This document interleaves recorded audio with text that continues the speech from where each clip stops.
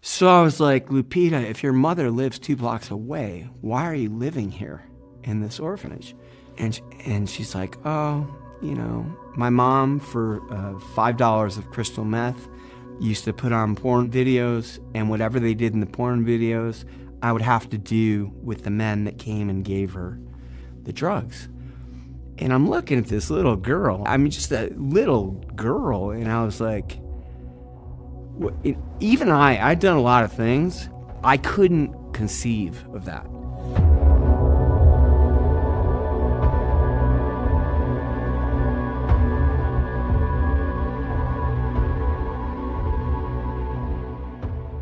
I started out in investment banking, and I think my senior year of college, my net income was 25 million. And so I had a partner, and one day he said to me, we can make a lot more money if you're willing to go to Europe. And I said, okay, what are we talking about? Back then in Europe, the tax rate was 70%. So he sent me over to Europe, and I started laundering money for not cartels, doctors, lawyers, corporations. So that's how I got my understanding of money laundering. I was at a party. I was dating a girl at USC. I was living in Newport Beach at the time. I went into the bathroom, and as I'm walking in, there's this guy in there. And we just started talking, and he's like, hey, you know, do you want to come to my birthday party? And he said, it's in Mexico. I'm like, yeah, you know, I'll go. We exchanged numbers. I thought I'll never hear from the guy. So I'm at my office in Newport Coast, and he calls me. He says, hey, we're going to pick you up at the airport. I'm like, we're going to Mexico. Let's drive. He's like, no, we're flying. So I get to John Wayne in a private jet. He's there in a private jet. He's got 4 other people in the plane, and we fly, and we land on a private strip in south of Tijuana, north of Ensenada. And we land on a private strip, and there's guys and cars, machine guns, and all these things. And I'm thinking, okay, this is interesting. We get out, we go to the party. It was like something you'd see out of a movie. The waiters walking around with platters, with cocaine, joints. And this guy walks by with all the security, and he goes inside the house. Well, like 3 minutes later, 2 guys come out and they grab me, and they're like, hey, come with us. I get taken into an office, and he's there, and he puts a gun in my mouth. And he's like, we know you're DEA, you know, ¿qué haces aquí? What are you doing here? And I'm like, man, hey, you know, I'm trying to point to this kid that invited me. Thank God the kid that invited me was his son. He comes in, he's like, no, he's cool. They ran everything. This is back, computers weren't, you didn't have technology like you have it today. They knew everything about me, where I lived, all the businesses that I had, bank accounts, within 15 minutes. They knew everything. Like data that is not available. They knew everything about me. So it came up, you know, he's like, so, you know, what do you do? I'm like, you know, I launder money. I'm thinking the way out of this is to be a criminal like them. And that's where the relationship started. So they were not cartel per se. They were independent bankers. We worked for all the cartels. We would work with anyone that had money. He had me flying all over Latin America, making relationships and moving money. I kept quitting because I didn't want to do the laundering stuff. Like I knew it was dirty. I was sleeping with a lot of women, doing drugs, and around people. I saw a lot of people get killed. I'd been in shootouts. You know, it just wasn't something that I really wanted to do. So I had gotten out, and they called me, and they're like, hey, we've got a big one. I was going to make like $5 million on a couple $100 million in Bali. And so I talked to my friend, who's the son. I said, listen, I'll do it if you go with me. And he had just gotten married, so me, him, and his wife get on one of the jets, and we fly to Bali. So we're at dinner, everything's going great, loving meals, and all of a sudden we heard this massive explosion. And I don't know if you go back, that discotheque was blown up by terrorists. And so that was it for me. I got on a plane the next day. I flew back home, and within a week, I was on a flight, the last flight that ever left Los Angeles directly to Havana. I was on that plane. Flew to Havana, and I started smoking cigars, Cuban cigars, and I just fell in love with Cuba. I got connected there to the Minister of Finance, started doing investments. They wanted boats, they wanted fertilizer, started out small things. And then I raised $30 million to help them build, and I funded 2 hotels in Havana. As soon as the hotels were up, the way Cuba works as a foreign investor or foreign investment group, they own 51, you own 49. Hotels get up, I was supposed to start getting paid, get a call to come to Havana, showed up in Havana, and Fidel had me thrown out of the country.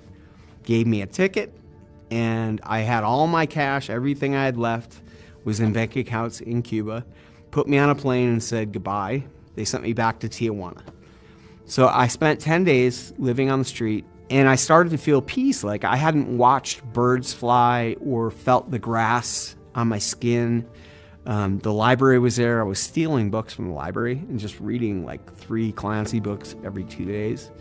And I thought, wow, you know, that there's actually more to life, because I had just spent the last 15 years doing 3 things: money, girls, and party. That's all I did for 15 years of my life. I got connected to a small orphanage in the red light zone on Calle F. Martinez. And so God sent me right back, like right there where I used to be evil to where I was doing good. And I started helping out at this orphanage, and it was an American couple that ran it. One day I'm sitting there and I'm with Damaris and Lupita. Lupita's like 10 and Damaris is like 13. And so we're having this conversation, and Lupita said, my mom's coming to visit. It was a Saturday, and she said, my mom's coming to visit tomorrow. And I said, Lupita, where's your mom? She's like, oh, she only lives 2 blocks away. So I was like, Lupita, if your mother lives 2 blocks away, why are you living here in this orphanage? And she's like, oh, you know, my mom, for $5 of crystal meth, used to put on porn videos, and whatever they did in the porn videos, I would have to do with the men that came and gave her the drugs. And I'm looking at this little girl. I mean, just a little girl. And I was like, even I'd done a lot of things. I couldn't conceive of that. I didn't know that that existed at that point. I was speechless. And I looked over at Damaris, and I'm crying. And Damaris is just looking at me like something's wrong with me. Lupita's looking at me like smiling. And I'm thinking, what the hell is going on here? So I asked Damaris, I'm like, and you? ¿Y tú? And she told me just crazy stuff. I mean, living in this alley, and her mom would go to work and getting raped by all the neighbors because they knew that mom was gone all night. She was a prostitute there. But I went back to the hotel that night, and I just cried. And I don't think I slept at all that night. I just cried and cried, and I was like, how can this be real? Like, I didn't know what God was calling me to yet. I'm like, okay, I'm just going to serve in this orphanage. And that's when God spoke to me. He's like, yeah, you're gonna rescue these kids. And so that's where it started.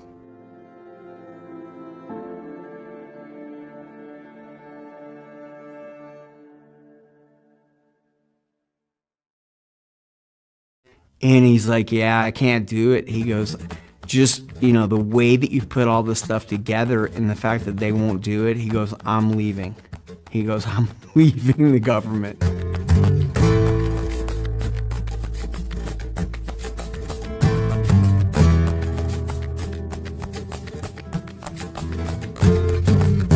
The United States government, Washington, got very interested in me. So they connected me with a guy named Hakan Caitlin. I think that was his name. He was the guy working out of the San Diego office. He got bumped up to become the station chief in Dallas. And he said, I'm leaving. He goes, but I found this guy. Actually, he's one of only 2 guys in the entire Homeland Security that has the ability to fly internationally to do these sex trafficking, human trafficking cases. He's like, you're gonna love him. I'm like, okay, connect me. Tim Ballard. So I get this email from Tim Ballard, hey, what's happening, man? Hakan said to hook up with you. Dude, we got to take down these traffickers. We got to rescue these kids. And I'm like, whoa, dude, slow down, right? I don't even know this guy. So he said, hey, man, you get me intel. He goes, I will get this stuff done. I'm like, man, I've been hearing that for 5 years now. Nobody gets anything done. He's like, I will get it done. I'm like, okay, man. Okay, so we go up and we walk in. We're with Alessandra. And I'm thinking this guy's out of his mind, right? Like, he's more jacked up than I am. And she's just looking at all of us like, yeah, okay. So she was real cool about it. She's like, listen, we can do it. This is what we're going to need. You gotta do it right. And, she's explaining it. And Tim's like, oh, yeah. We'll do all that. That's how he is. He's like, yeah. So the meeting ends, and he's like, yeah, he goes, it's a go. I'm like, that's not what she said. She didn't say it was a go. She said she had to run it up chain. He's like, no, man, it's a go. Let's go. So that's how I got involved with the U.S. government. That's how I first met Tim. Tim's like, okay, they've given me the full green light. And I don't know what happened budget-wise, but something happened to their budget. And they had money for everything else, but they didn't have money for this. And Tim told me at that point I had operators, intel, CIs everywhere, literally everywhere in Latin America. And Tim's like, okay, man, open the throttle, full throttle. We've got green light to go after them all. So I opened the freaking throttle, and I got packages. I'm like, Tim, we got like 38 packages, actionable packages. And he's like, yeah, man. He goes, I gotta tell you. He goes, they're not gonna let us do it. We're done. We're shut down.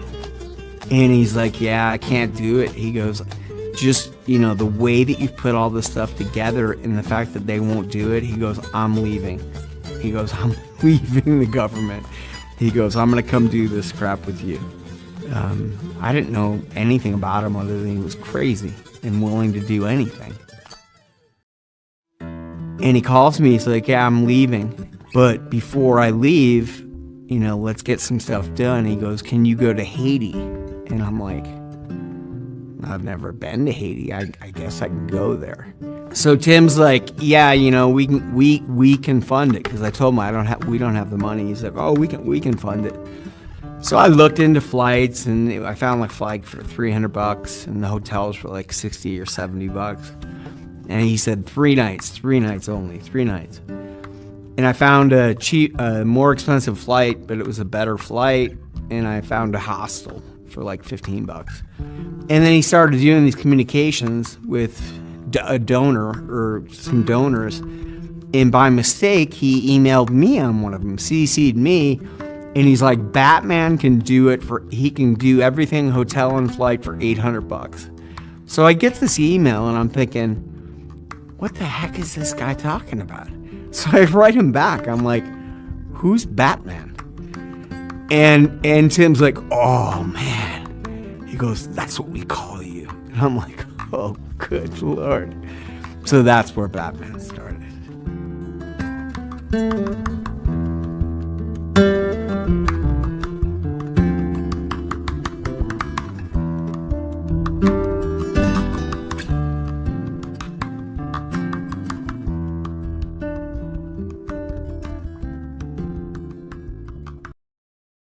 From my perspective, was it more important to follow the law where the law was the criminal, or to save these little girls?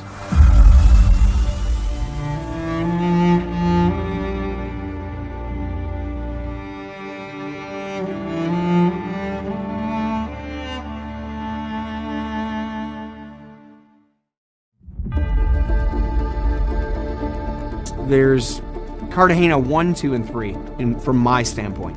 Cartagena 1 was when I went alone. The U.S. government blew me off, and I spent a week running my own thing. The second trip in, we had like 36, 38 girls, and they were all like half a mile, 500 yards from the operational house. And we're all set up. I mean, cameras are there, tactical teams are on the beach, on the roofs, everywhere. We're all wired up. Tim's there. We're pumped. I mean, those guys, they're funny because none of them drink. So they pour beer on their shirts. And that was the first time I'd ever seen anything like that. So I'm actually drinking, I'm having a couple of beers and I'm thinking, you guys are freaking nuts. We got the girls there, vans full of these little girls. And we got, I think at that point, there was like 7 or 8 traffickers sitting there, like right there. I'm like, Tim, man, we got to do this because they're calling me. They're like, hey, man, we're here. And I've already I know these guys. We're here, man. If this thing's happening, it's got to move. And we had some undercover Colombian agents with us, and they didn't understand it either. Well, Tim's phone rings, and I looked at his face, and I knew immediately. I knew where this was going. And I don't remember if he threw the phone or he was very upset, and they called it off. They said, stand down, stand down. He's like, yeah, the operation, they just shut it down. It's off.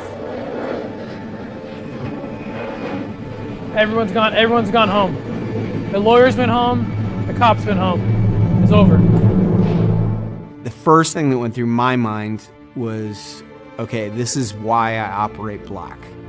And what I mean by that is when I started in this in 2005, the police were the traffickers, okay? I get a lot of flack for going and knocking down doors and doing what I call black ops. I don't do that anymore. But at that time, that was the only way. That was the only way to rescue these kids. And from my perspective, was it more important to follow the law where the law was the criminal or to save these little girls?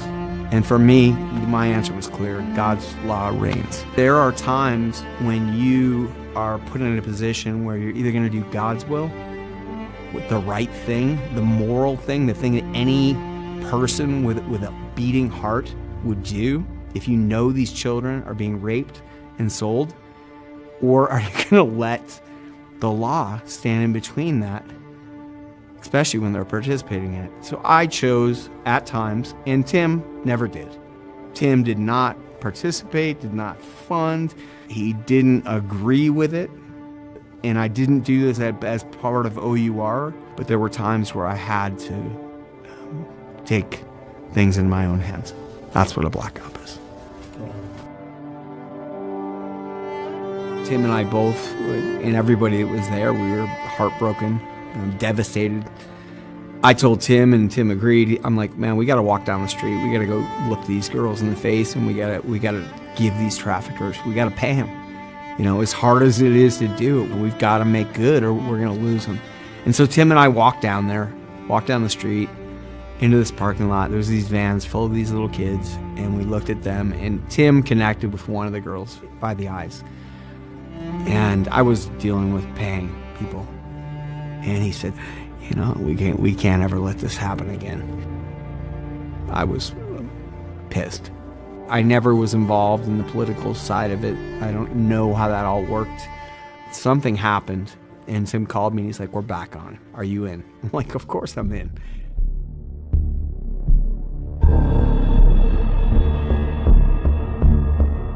So we flew back down to Cartagena, tried to make contact with all the groups, and I think we only lost one. But we also were given the green light to go add more. So I think we added 2 more groups doing the street intelligence. We set it up like a quinceañera, a 15-year-old birthday party, the night of the op. I mean, they just kept bringing them in. I mean, I remember walking down the street with Marcos, and we had to walk about 10 blocks to get to the house, and we got all these little girls dressed, you know, behind us. It's a tourist zone, so they're all looking at us like they knew what was going on. The tourists did. So they come in and they take it out, and I don't know why, but everybody's on the ground. You know, we're perps, and Tim starts yelling, "Who's the rat? Who's the rat?" And I'm thinking, dude, we are.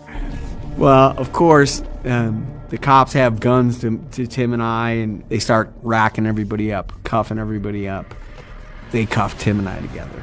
And for whatever reason, that was not planned. I didn't even ever want to be cuffed. I've never been in cuffs in my life. I didn't want to start there, but it seemed like every op, or at least the next few ops for a year or so, it just ended up that Tim and I were always handcuffed together on the floor of these Latin American countries. From my perspective, if you're going to go somewhere, if you're going to get involved with something, you go where God is, and God is clearly with who you are.